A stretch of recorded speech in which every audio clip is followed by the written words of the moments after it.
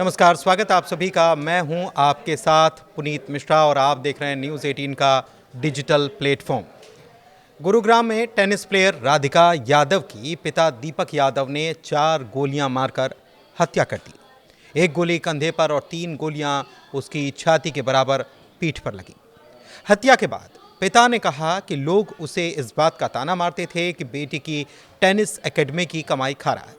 उसने बेटी को एकेडमी बंद करने के लिए कहा था, लेकिन वो नहीं मानी तो उसने गोली मार दी। गुरुग्राम पुलिस के गले पिता की ये थ्योरी उतर नहीं रही है। राधिका की मां भी इस मामले में चुप है। पिता के बयान से लेकर मां की चुप्पी तक कई ऐसे सवाल हैं जो हाई प्रोफाइल बन चुके इस हत्याकांड की वजह को लेकर संदेह पैदा कर रहे हैं। सबसे हैरानी पुलिस को इस बात से ये हो रही है कि इंटरनेशनल लेवल की टेनिस प्लेयर और एक टेनिस एकेडमी चलाने के बावजूद राधिका का कोई सोशल मीडिया अकाउंट आखिरकार क्यों नहीं है। फिर सवाल यह है कि क्या उसने अकाउंट डिलीट किए या उससे कराए गए। ऐसे ही कई सवाल इस केस को लेकर उठ रहे हैं जो इस हत्याकांड को पेचीदा बना रहे हैं। पिता दीपक यादव का ये कहना है कि मैं जब भी दूध लेने जाता तो गांव में लोग ये ताना मारते थे कि तू अपनी छोरी यानी कि बेटी की कमाई खाता है। पहले वो मेडल जीत कर आती तो कैश इनाम मिलता था, फिर उसने एकेडमी खोल ली और अब वो गानों में भी एक्टिंग करने लगी। लेकिन इस दावे पर इसीलिए शक गहरा रहा है क्योंकि दीपक यादव खुद एक बिल्डर है। उसकी खुद की प्रॉपर्टी है और करोड़ों की प्रॉपर्टी है। वो ज़मीनें खरीद कर उन पर बिल्डिंग बनाने का काम करता है, फिर उन्हें बेचता या फिर किराए पर चढ़ाकर कमाई करता था। उसके करीबियों का कहना है कि दीपक की आमदनी लाखों रुपए में, महीने के वो 10 से 12 लाख रुपए कमाता था।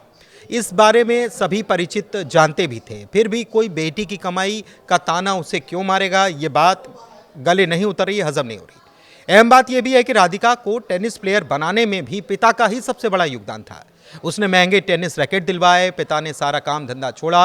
5 से 6 साल तक उसने विदेश में उसे ट्रेनिंग दिलाई, यहाँ तक कि ट्रेनिंग के लिए वो खुद उसे ड्रॉप करने भी जाता था, लेने जाता था। 4-4 घंटे कार में उसका इंतजार करता था और पिता ने करीब 2 से ढाई करोड़ रुपए उस पर खर्च भी किए। इसके बाद राधिका इंटरनेशनल लेवल तक टेनिस खेलने पहुंची और करीब 1 साल पहले राधिका को जब खेल रही थी तो उसके कंधे और घुटने में चोट आई। इसके बाद उसने टेनिस से संन्यास तो नहीं लिया, लेकिन अपने माता पिता को बताया कि वो अब बच्चों को ट्रेन करने का काम करेगी और एकेडमी खोलेगी। राधिका पहले घर के पार्क में ही बच्चों को सिखाती थी। पिता ने बेटी की लगन देखी तो फिर एकेडमी खोलने की बात भी कह डाली। इसके बाद गुरुग्राम के सेक्टर 56 में 1.25 करोड़ रुपए खर्चा किया गया और एकेडमी हायर कर ली गई। इसी में करीब 2 महीने से राधिका इन बच्चों को ट्रेन कर रही थी। राधिका जिस एकेडमी को चला रही थी उसकी एक स्टूडेंट ने यह भी बताया कि एकेडमी में करीब 20 से 22 बच्चे ही ट्रेनिंग ले रहे थे और वो 3,000 से कभी कभी 2,500 भी, जो बच्चे पैसे नहीं दे पाते थे, 2 से 2,500 रुपए भी उनसे ले लिया करती थी। तो ऐसे में उसकी आमदनी ज़्यादा नहीं थी। अगर महीने की कमाई की बात करें तो 40 से 50 हज़ार रुपये महीने से ज़्यादा उसकी कमाई भी नहीं होती थी। उसकी एकेडमी इतनी ज़्यादा फेमस भी नहीं थी कि कोई दूसरे राज्यों से यहाँ पर बच्चे ट्रेनिंग लेने आते हों और फीस भी ज़्यादा नहीं थी। आसपास के बच्चे थे। ऐसे में राधिका की कमाई भी नहीं थी ज़्यादा कि लोगों तक ये बात पहुँच जाए कि वो अपने पिता से ज़्यादा कमा कर पिता को ही दे रही है। इस मामले में ये भी हैरान करने वाली बात है कि जिस वक्त बेटी का कत्ल हुआ मां मंजू यादव घर पर ही थी। इसकी पुष्टि करते हुए पिता पर एफआईआर दर्ज कराने वाले चाचा कुलदीप यादव ने भी कहा कि जब वो गोली की आवाज़ सुनकर घर पहुंचे तो मां वहीं पर थी। मां ने पुलिस को इस बारे में बयान देने से इनकार कर दिया। मां ने यह तर्क दिया कि वो बीमार थी। जिस वक्त बेटी की हत्या हुई वो दूसरे कमरे में थी, उसके सामने कुछ भी नहीं हुआ। मां ने इस पूरे मामले में मीडिया से भी दूरी बना रखी है, यानी चुप्पी साध रखी है। ऐसे में पुलिस को इस बात का शक है कि मां और बाप ही कत्ल की असल वजह जानते हैं। राधिका का एक भाई भी है, लेकिन वो घटना के वक्त घर पर नहीं था। फिलहाल परिजन उससे किसी को मिलने भी नहीं दे रहे हैं और घर में अगर किसी बात को लेकर राधिका और पिता का कोई झगड़ा होता था तो उससे उसका पता चल सकता है, लेकिन ये नहीं हो पा रहा है।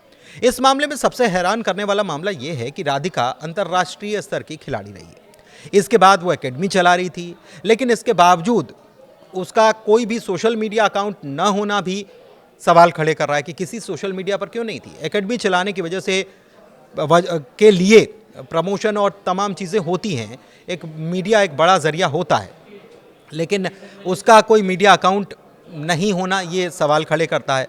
तो क्या उसके अकाउंट डिलीट कराए गए? या फिर उसने खुद अकाउंट डिलीट किए, इसकी जांच हो रही है। दिलचस्प यह है कि राधिका ने 2023 में म्यूजिक वीडियो शूट किया था जिसमें उसने बतौर लीड एक्ट्रेस रोल भी प्ले किया। ऐसे में ये साफ है कि राधिका को वीडियो वगैरह का शौक तो था। ये बात कत्ल के तुरंत बाद भी सामने आई कि वो इंस्टाग्राम पर रील बनाती थी। क्योंकि उसका अब कोई अकाउंट शो नहीं हो रहा है तो ऐसे में वो रील बनाती थी या नहीं, किस तरह की रीलें बनाती थी, इसके बारे में परिवार या उसके दोस्त बता सकते हैं, लेकिन कोई इस मामले में अभी नहीं बोल रहा और पुलिस के पास भी इस मामले में कोई जवाब नहीं आया। इसमें एक बात और चर्चा में है कि राधिका का झुकाव टेनिस एकेडमी के बजाय म्यूजिक इंडस्ट्री और सोशल मीडिया की तरफ बढ़ता जा रहा था। फिर उसका अकाउंट क्यों नहीं था या डिलीट हो गया?